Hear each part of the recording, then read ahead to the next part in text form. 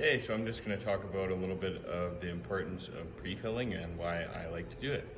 So here's an example of why I go around with a razor knife and cut and pre-fill. You can see there's quite a bit of space there. Sorry, see that space? There's going to be broken paper on butt joints and cut joints. So I'm just going to flatten that out, take a little bit off, get rid of the broken paper, and right away that takes away most of the unevenness. You start out flat, it's easier to finish flat, and you use less material. So behind me we have a butt joint, which I've already gone through. There was some broken paper on it, so I went ahead and cut that off, and now I'm going to use some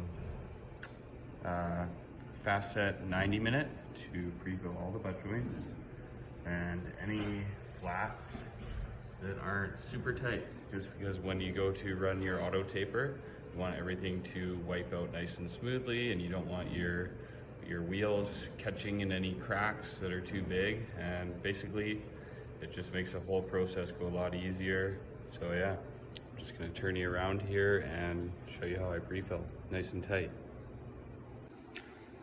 So I'm going to be using my level 5 5-inch knife, and I have some 90 minute fast set here, and I'm just going to apply this nice and tight, wipe it clean just to fill that gap.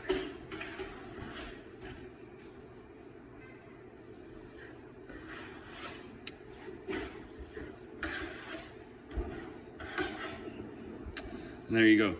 You don't want to leave too much on and hump it out, especially in your flats. So here's a good example of a flat that needs pre-filled. As you can see, it kind of starts out tight, and it's a sloped ceiling, so these are always tricky. You can't blame the boardman. But I'm not going to pre-fill that, but I am going to start right about here and go to about there. And I'm going to fill it nice and tight. And you can see there's a blowout here. I've already cut that back. Oh, that's a bit of a stretch. But there we go. Now that is going to tape out a lot easier, and when it comes to finishing with flat boxes, it goes a long ways.